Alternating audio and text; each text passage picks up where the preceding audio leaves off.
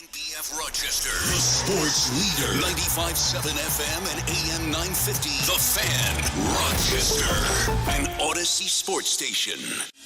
It's time to start the show and talk about the sports we saw. Inside jokes and takes from Danger and Battaglia. Bills and the Sabres and the Amherst. Who gave a microphone to these jerks? Welcome to the sports bar, that's where you are.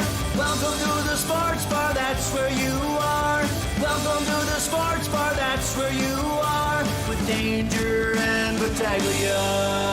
It's what we like to call the heavy lift this afternoon in the sports bar. 1 hour of fantastic sports talk in the Flower City as we get you ready for Buffalo Bills game day. I call it being a podcaster. You know, I just come in, half hour, whatever it is. Honestly, if we were podcasters, we wouldn't be in this studio. We'd be doing this from our basements. You know, that would be the way to do it if we were truly podcasters. We're still professionals, pal. We still come in right on time. That's right. We're here. That's right. We've got plenty to get to here in the 1 hour leading up to Buffalo Bills pregame in the Buffalo Bills Radio Network, and we will talk to our buddy Andy Behrens, take a look at Week 12 around the NFL, set your fantasy football lineups. Andy Behrens of the Deep Shot stopping by the sports bar here in less than a half an hour. By the way, welcome into the sports bar. I'm Danger. That's Battaglia. We appreciate you listening at 95.7 FM, AM 950.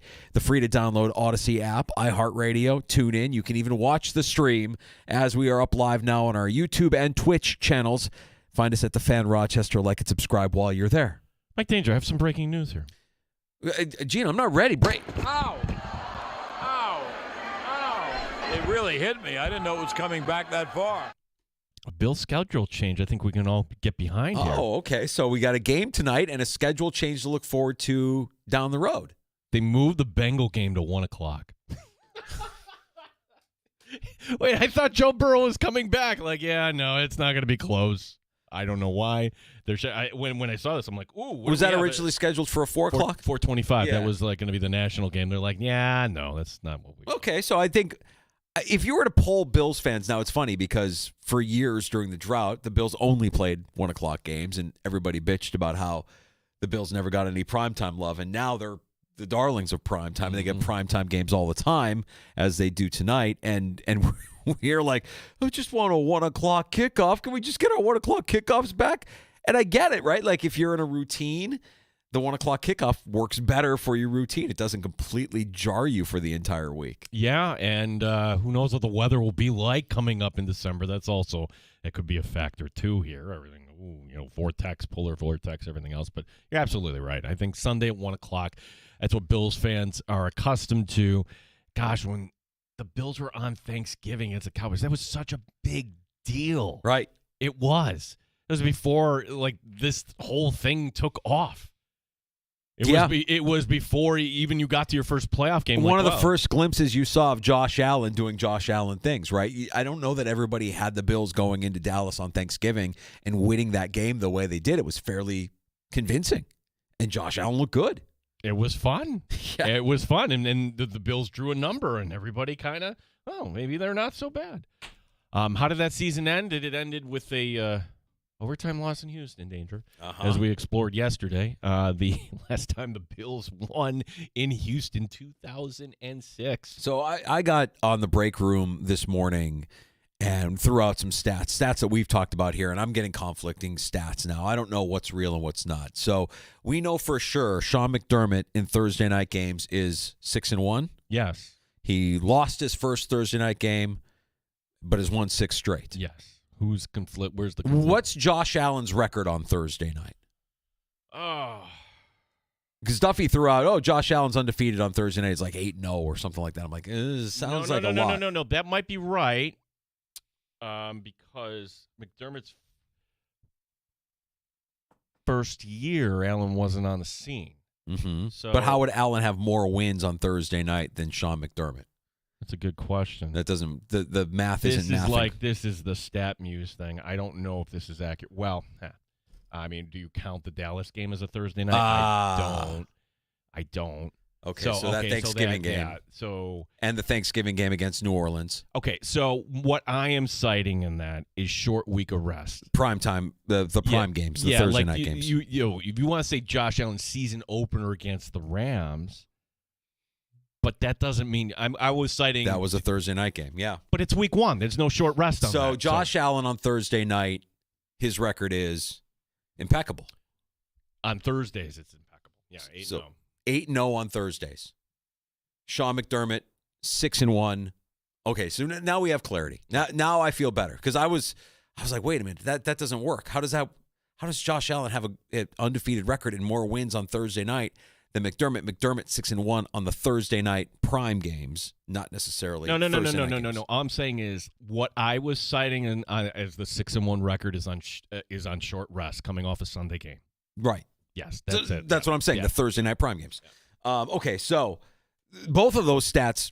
Bottom line, both of those stats feel good for the Bills, right? Like you could say that the Bills have struggled in Houston in the past, and that's obviously true. The last time they won was what? When J.P. Lossman was the quarterback. I mean, it's a long time ago that they last won in Houston. But the stats on Thursday night for the Bills certainly would point towards this being a Bills win. Houston, desperate, 5-5, good defense, backup quarterback. Laying it all out, and we'll get to the roster construction here for the Bills, as there's a lot of reports going on this afternoon as well.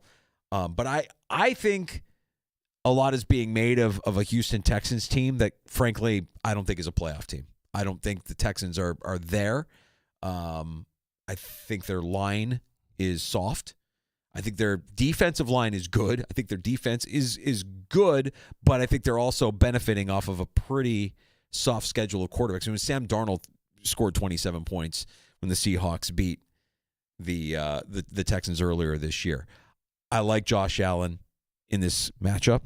I like him head-to-head against this defense. And I think the Bills win with ease tonight. I'm predicting a 30-13 Buffalo Bills victory tonight.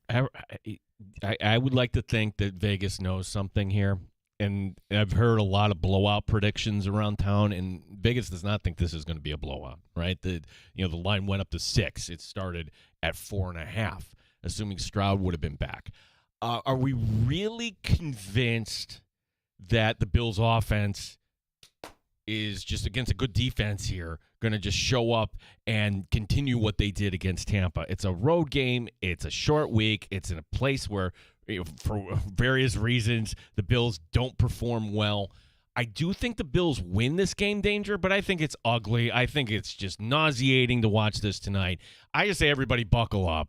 16-13 Bills. Ooh. This is a Thursday night special. Hammer the under, according to Vegas. I think the over-under set at 44 for this game as well. So both Gino and I have the Bills winning, albeit in different fashions. Gino has a tightly contested, low-scoring affair. I've got the Bills in a blowout. One thing we have a pretty good sense of as far as who's going to be out there, and this is being now reported throughout circles around Buffalo, as first reported by Eric Turner of Cover One, who we've had on here in the Sports Bar in the past.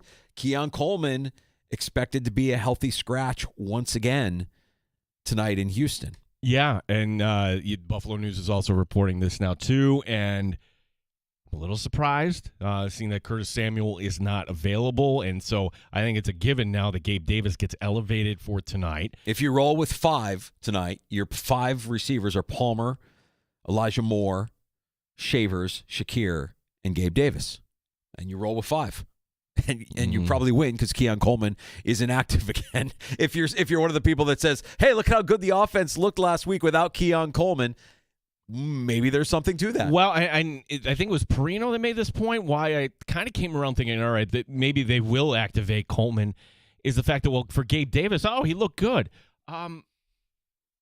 When you go to it's not the same, okay, but I'm trying to draw the analogy. Like, you go to the gym for the first time and, how do you feel the next day? Not so good. For Gabe Davis, okay, after his first action, now you're going to put him back out there the Thursday after Sunday. I'm thinking, okay, maybe Gabe, that was good, will get you here the next round. That's not going to be the case. So I'm a little surprised here, and I'm just wondering, I think it's a fair question. Do we see Keon Coleman again? And I'm wondering, Danger, am I allowed to wonder? Because this was the story that was given originally to cover one, and others about the Friday missed meeting. What else is there to the story? Is there more to the story? Because if there's more to the story, then, okay, maybe we don't see Keon Coleman the rest of the year. It's interesting. And I wonder how much of Keon Coleman's comments after the game, he was open with the media, spoke with the media. Was that something that Sean McDermott, he said he appreciated that or he respected that, but is that something that McDermott actually wants Coleman to do? And then the dancing and everything there was a lot made of Coleman's, demeanor in a game where he was inactive. I don't know how much you want to put into that, but if you're Keon Coleman and you're not getting a jersey for the second straight week, my hope is that you're getting pissed off. And my hope is that you're going to look in the mirror and you're going to grow up pretty quick and make the most out of every opportunity and every rep you get through the course of a week so that you do eventually get back on the field and help contribute to this team's success. Because that would be a shocking development, a second-round draft pick who can't even get on the field for this team. You had a first-round pick in Kyer Elam who, okay, we saw it after a while, like, oh, gosh, they really whiffed on it. The difference being, by all accounts, he's a good dude, Kyer Elam, and he got another chance in Dallas, and sometimes it just doesn't work out. I don't necessarily think Keon Coleman's a bad dude either. I just think he's kind of immature. He's a little bit of a knucklehead, right? If he continues to show up late or not be there when he's needed, then, I'm not going to say he's a bad guy. Kyer Elam was great. He was great in the community. He was always forthright. He was very likable guy, but couldn't play. I mean, they just couldn't get him on the field. We don't know what happens behind closed doors. So you're right, Gene. There might be more to the story that we'll probably never know as far as what that relationship is like between Coleman and his coaches, Coleman and his teammates. It also doesn't help that, all right, take out Keon Coleman from the equation, and you had the best offensive game for the Buffalo Bills from top to bottom.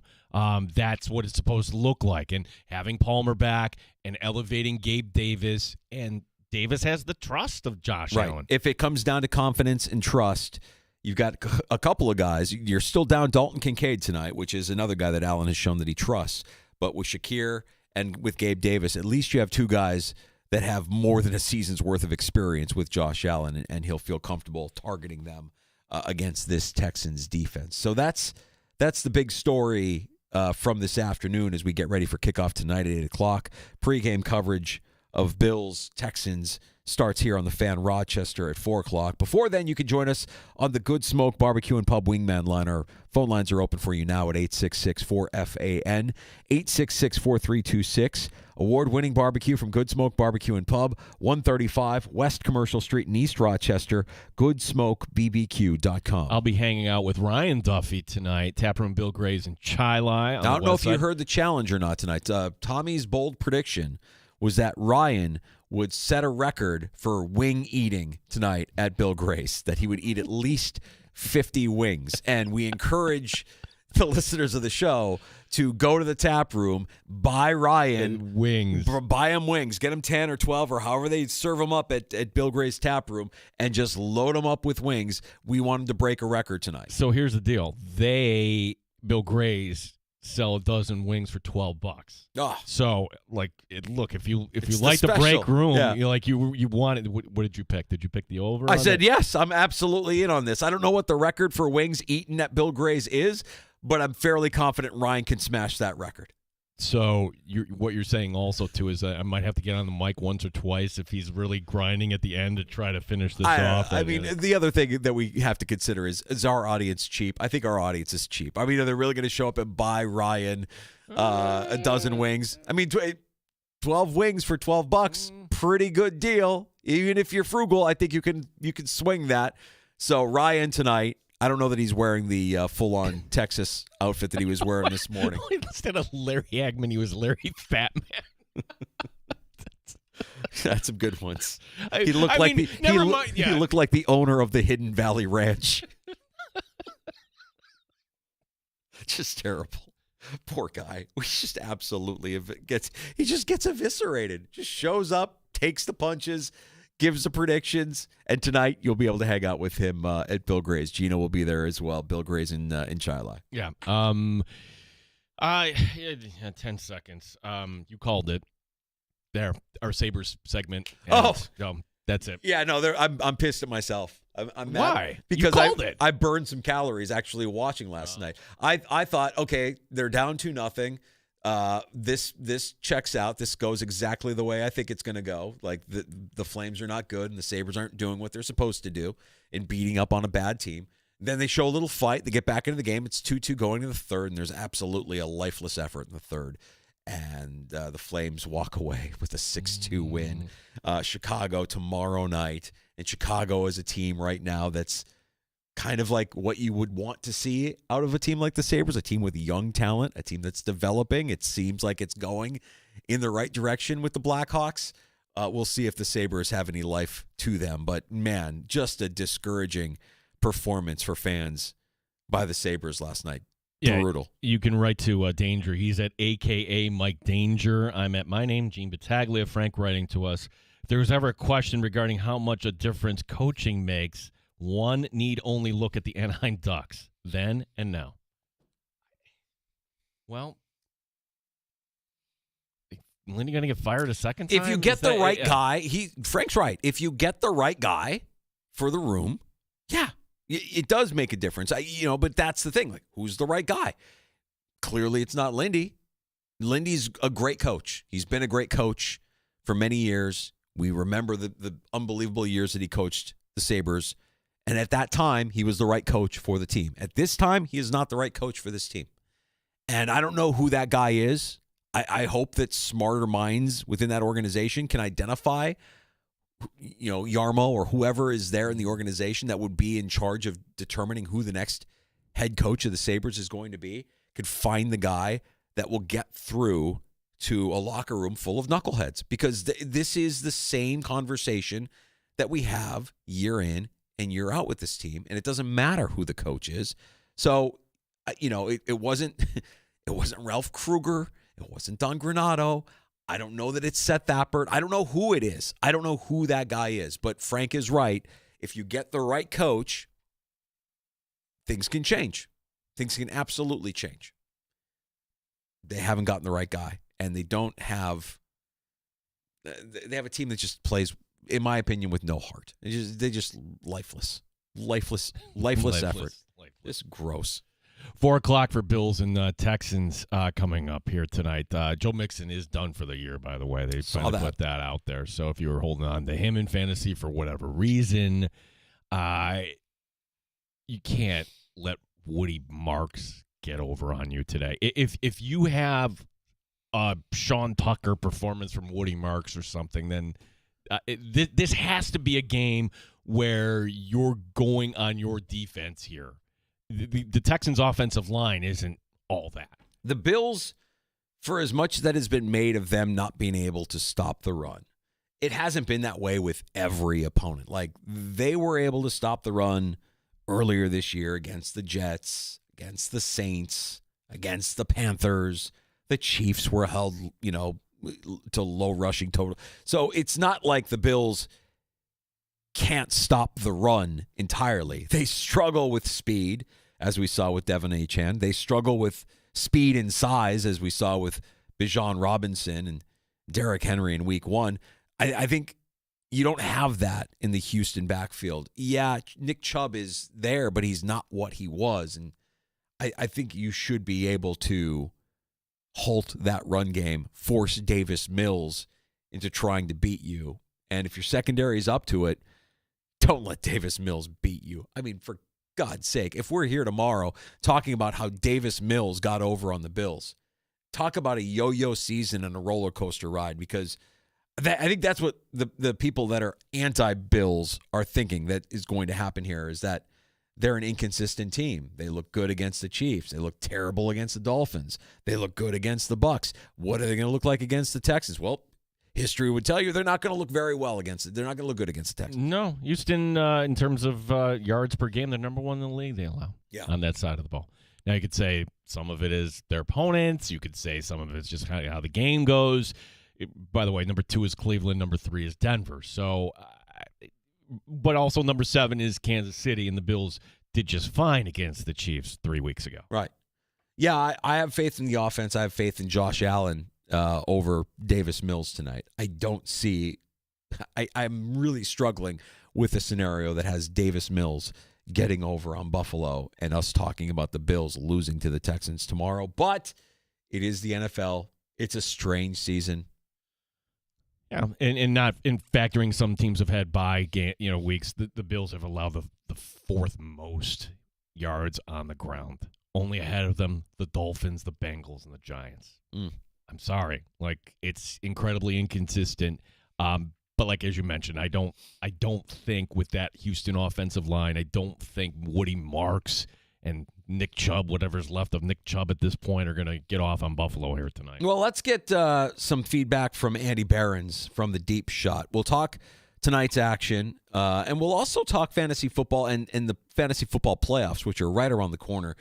Matchups you can exploit, players you want to acquire that might have favorable matchups down the stretch if you find yourself postseason bound in your fantasy football leagues. Andy Behrens does great work for the Deep Shot, and he joins us next in the Sports Bar. Danger and Battaglia on the Fan.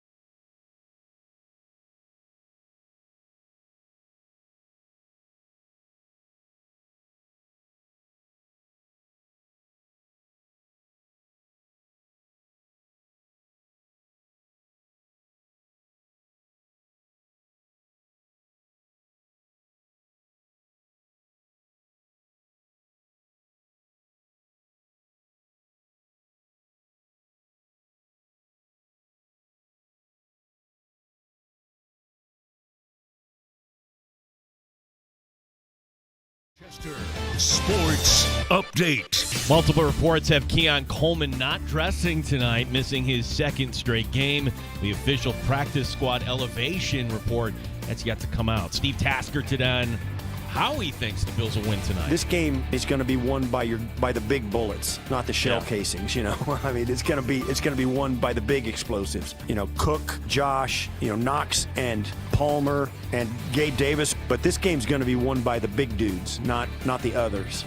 Our pregame coverage begins at 4 o'clock. Chris Brown, Eric Wood, Sal Capaccio with the call. Kickoff at 8:15. One other Bills know, the Bengals game on December 7th, that has been flexed to 1 o'clock. We'll talk some fantasy football coming up next. Andy Behrens from the Deep Shot will join us. Amerks back home tomorrow night. Bridgeport is the opponent. Gene Battaglin, the sports leader, 95.7 FM and AM 950, The Fan, Rochester. They've raised the bar on Rochester Sports Talk. You're in the Sports Bar with Danger and Battaglia on the Sports Leader, 95.7 FM and AM 950 The Fan, Rochester. Andy Behrens from the Deep Shot joins us. Gino, I know a lot of Bills fans are surprised that they would flex out a game featuring Josh Allen and Joe Burrow from the late afternoon window to the early window, but when you see what they put in its place, it's really not a surprise at all. I mean, oh, you're kidding me. America's team against Green Bay, the oldest rivalry in all of the NFL. You can have the going into the late afternoon window there. Give me the 1 o'clock. Give me the traditional tailgate. The two of you're setting yourself up for heartbreak. What are you talking about? This is found money. Are you kidding me? Heartbreak. Do you think we're going to be heartbroken if they make the playoffs and lose in the first round? You're going to be angry when Green Bay wins again. Green Bay's not winning again. We all know that. Andy, welcome back into the Sports Bar, buddy. We've been spending a lot of time this week, of course, talking about tonight's game between the Texans and the Bills, and we don't bring you in here to ask you if we should start Josh Allen or James Cook in your lineups. We know you're doing that, but what do you see from this game tonight? How do you see this playing out in terms of the matchups? I mean, we feel like the Bills' defense has been susceptible against the run, yet we see Houston's backfield and think, well, you got to be able to stop that, I would imagine. Plus, Davis Mills behind center. What do your eyes tell you going into tonight's matchup between these two teams? Yeah, the biggest thing with Houston that you have to be aware of is that they can make any game ugly and messy, right? Like every game the Texans play can end, 16-15, 19-15. They give you weird scores, low scoring games. It's all just sloppy, and they are, to this point in the season, they're the best defense in the league. And it's not just that they're number one defensively, it's that they're like number 3 against both the run and the pass. So they just stop everything you want to do.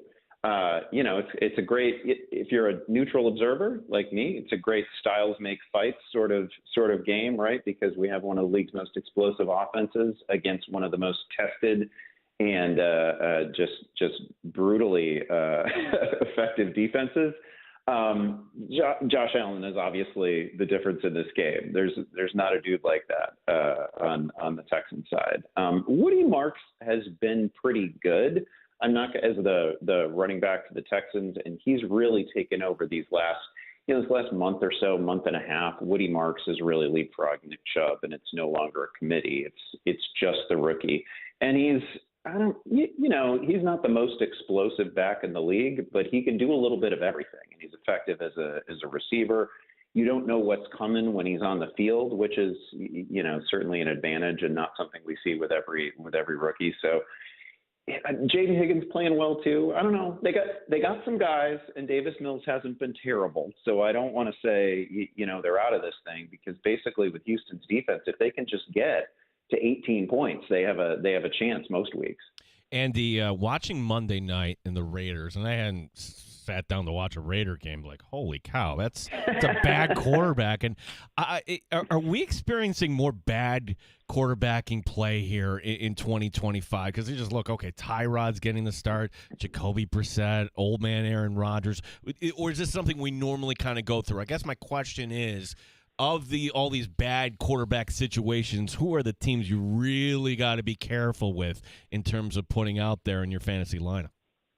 Yeah, it's a good question. I do feel like over the last 5 years or so, we've had the conversation so many times where, like, man, are there really are we sure there are 32 good quarterbacks? It doesn't feel like there's 32 good quarterbacks. It doesn't feel like there's a league's worth of quality quarterbacks. Obviously, that's not something that the people of Buffalo or Rochester are saddled with. It's a burden that the fans of the rest of the league have.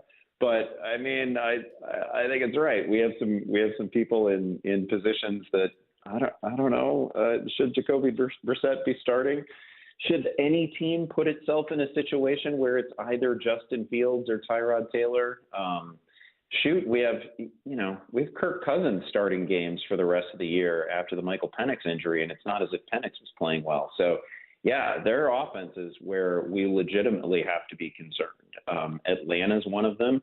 I mean, we're talking about like the ghost of Kirk Cousins at this point. He didn't seem to have it, just this past week. Certainly, that 5-game stretch where he basically lost the job last year was an absolute disaster. It was like 1 touchdown pass and 9 interceptions over 5 weeks. So that's not going to be pretty. And you mentioned the Raiders. Like every week we're getting 3 or 4 balls coming out of Geno Smith's hands that, they're potential turnovers. It's just too many turnover-worthy plays from that guy. So that is holding back some really good players.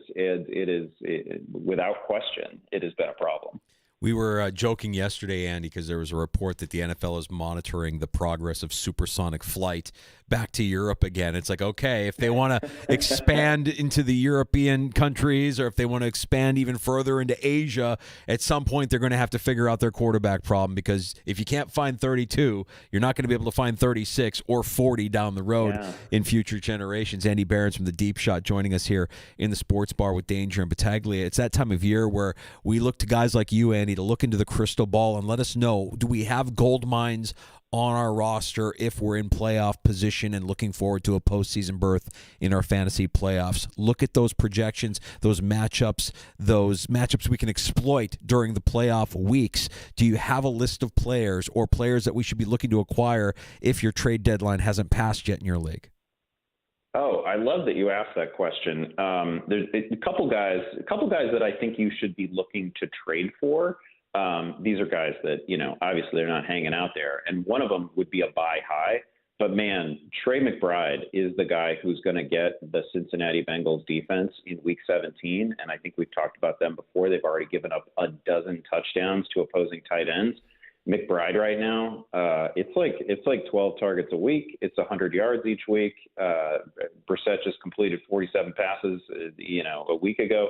They are definitely putting the ball in the air, and particularly with no Marvin Harrison, he's functionally the number one there. So Trey McBride, even though he would be expensive to acquire, I think if we were just redrafting from scratch right now, he'd be a back end of the first round, early second round player. So McBride I'm interested in. And then I guess we want a name that is widely available still because he's on bye this week. Chris Rodriguez is the number one back for the Washington Commanders. And that feels pretty settled. This is now where he has been the clear one ahead of Ja'Cory Krosky-Merritt, who, generated a bunch of buzz early in the season, and it was fine. It was absolutely fine, but they really like Rodriguez near the goal line. He gets everything that's blocked and then some. He's been good, and he's the clear number one. And also, he's the guy who gets the Dallas Cowboys in championship week in fantasy. So Rodriguez is a guy you can just go scoop in many leagues. I think he probably should have been, unless you were laser focused on just getting this week's win, I think Rodriguez actually should have been the number one waiver priority in this week's run. That is great advice. Andy Behrens from the Deep Shot is our guest here. Another team that looked really great. In fact, their last win was against Buffalo. The Atlanta Falcons. Are we benching anybody that's not named Bijan Robinson now on this team, Eddie? I cannot believe the Saints are actually favored. First time they're favored in a game this season. Yeah, this is so rough because it's not just the Penix injury, and it's not like Michael Penix was covered in glory and playing so well, but he certainly has a livelier arm than like end stage Kirk Cousins, because we are really in the final years of Kirk Cousins, and it has not looked great, and he has just not made it back from that Achilles surgery in the manner that you would have hoped for.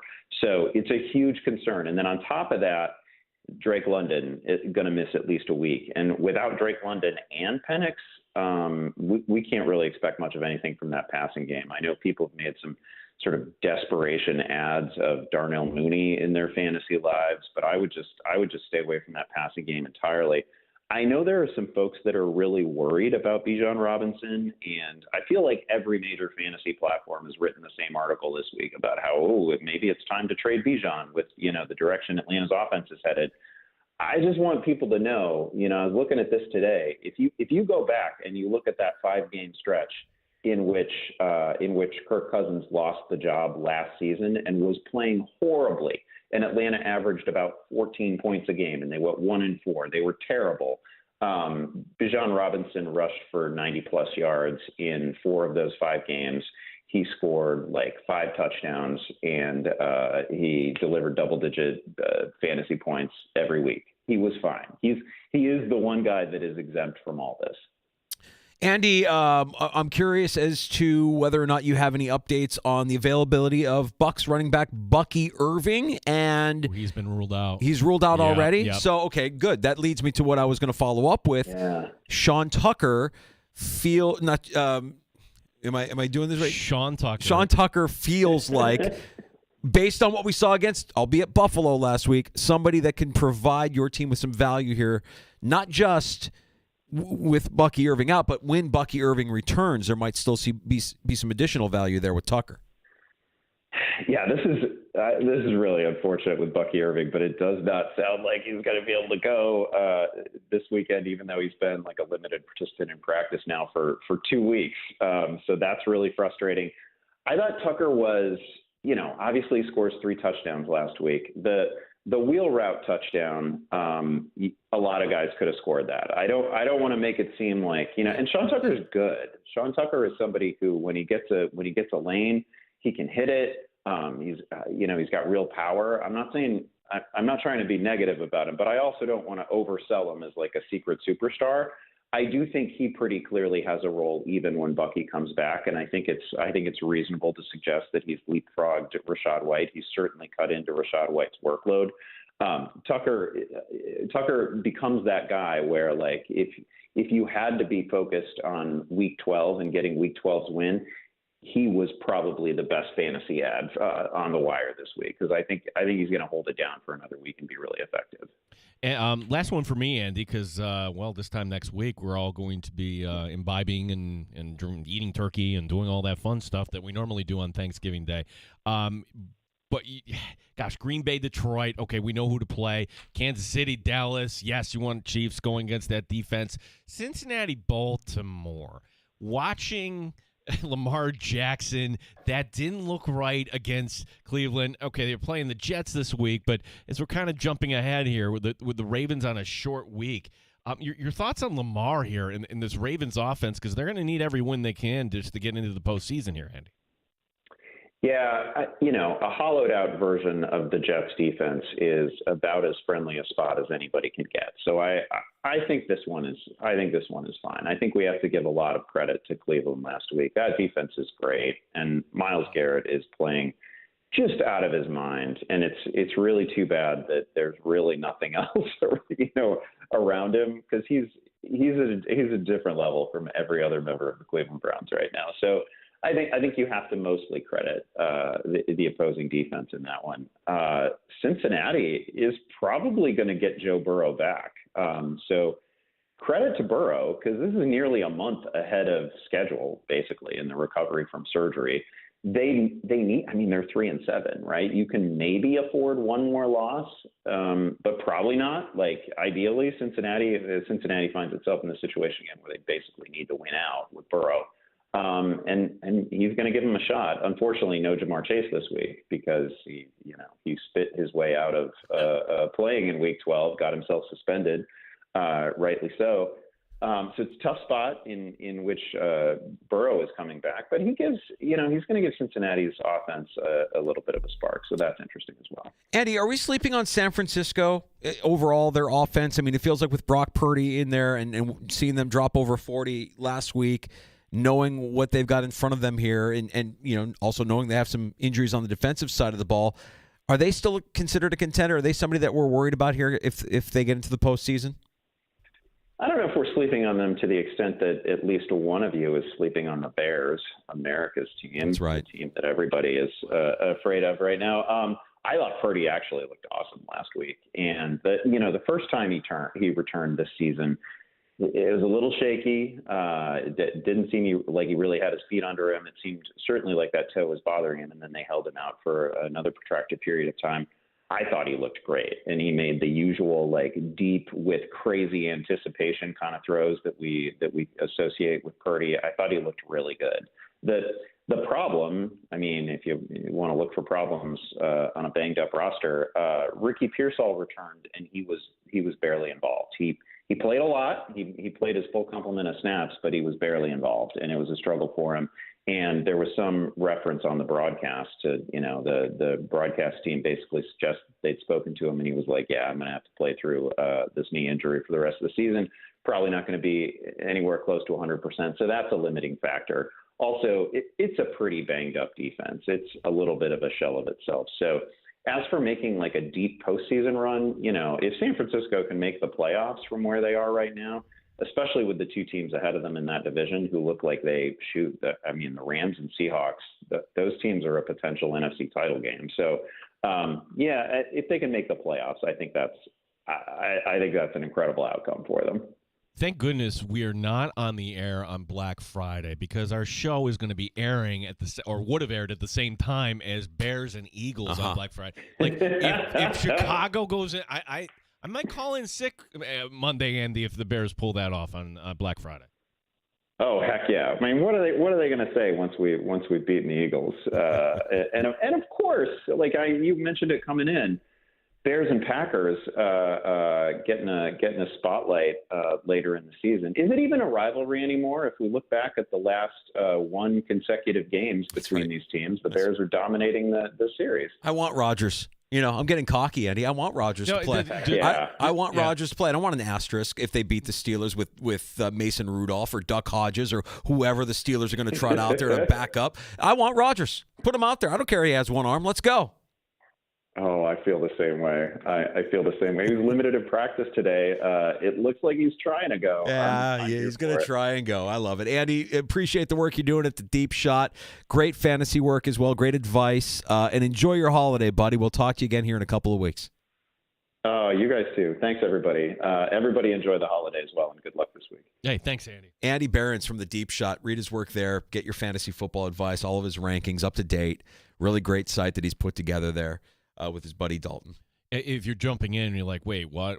But flex, what? Yes, the Bills got flex, but I didn't realize that Bengal game is a Fox game. It's not on CBS. So Fox looked at them like, two smaller markets, a team that we think Cincinnati, and that really, yes, they'll have Burrow back.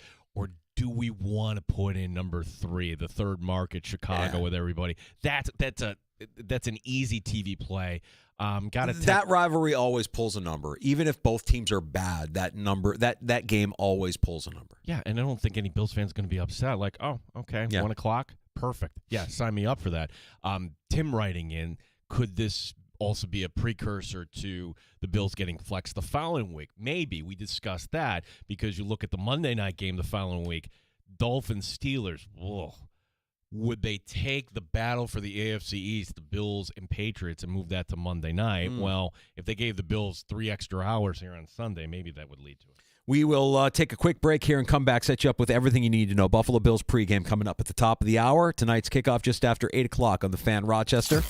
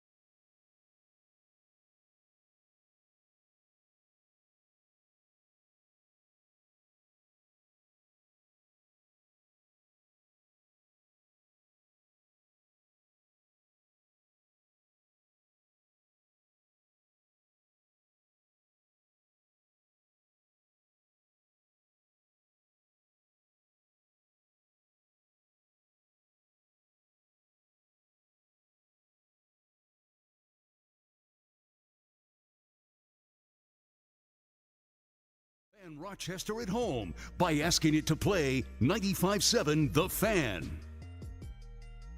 Back in the sports bar, Danger and Battaglia taking you up to Buffalo Bills pregame. Coming up here at 4 o'clock as the Bills are set to kick off against the Texans tonight just after 8 o'clock on Prime. You can also hang out with Gino and Ryan Duffy from Let's Go Duffalo, Bill Gray's Taproom in Chili tonight. Yeah, and we were talking with Andy Behrens about Thanksgiving. Tomorrow, the Amerks, they partner with Food Link, also with United in Healing through Hope of Monroe County. So, a food drive tomorrow night. If you're heading to the Amerk game, certainly this is a great cause. They're asking for cans, corn, yams, green beans, pineapple, even frosting, Danger. Just bring something down so you can help somebody less fortunate. And if you can't make it down during the game tonight, the atrium is going to be open 10 to 3 tomorrow and throughout the weekend. Okay, so that's the spirit, right? That's the spirit of giving that we all of us experience. Hopefully, this time of year, give back to the community, help those that are less fortunate, and the Amerks are doing a great thing in partnering up there to get some food into some pantries, into some cupboards. Yeah, and the Amerks got to pick it up. Like last night, losing at Lehigh Valley. Look, Bridgeport's not a good team. Take care of them on Friday. Yeah, for sure. And we'll see. It remains to be seen what the Sabres, what kind of an effort we get from Buffalo on Friday night at Keeping. Are you going? I'm still up in the air. My weekend plans. I mean, I feel like this weekend has been circled on my calendar for months. And there have been so many different scenarios at play. There's a part of me that could be in Happy Valley this weekend for my niece's final football game as a Penn State student. So that might be in play. The Sabres Friday night might be in play. Me not going anywhere might be in play. I really don't know. I'm kind of like leaving it up to the girls in the house and let them, where do you need me? Where do you want me? What are we doing? I'm down for anything. So that's where I'm at this weekend. Okay. But, of course, I would love to see Connor Bedard. I'd love to see the Blackhawks in Buffalo while they're close by. Tonight, the action here on the Fan Rochester. Here's what we know as far as Keon Coleman. It's being reported that he will, once again, be an inactive, a healthy scratch for tonight's game against the Houston Texans, which would make it likely that the Bills run 5 wide receivers out there against the Texans D. Josh Palmer, Elijah Moore, Tyrell Shavers, Khalil Shakir, and Gabe Davis getting another start with Curtis Samuel out, with Mecole Hardman out, and now reports of Keon Coleman being a healthy scratch. I think I'm going to be looking forward tonight. How do they use Shaq Thompson? He's good to go. He's healthy. Look, Bernard is a gamer, and Bernard did okay, but if you can't exactly track down Baker Mayfield, would the Bills be better served tonight against, I don't know, am I saying average? Is that being too kind to the Texans running game? Average. I think so, yes. Nico Collins is talent, and I want to see what the secondary does against them, but ultimately it's still Davis Mills passing the football, and I'm not really interested in seeing what Davis Mills I don't have any interest in seeing Davis Mills get over on the Buffalo Bills. I don't see how that is an outcome of tonight's game. I have the Bills winning tonight 30-13. I know, Gino, you have it as a little bit closer and ugly, and Andy Behrens supporting your case. 16-13.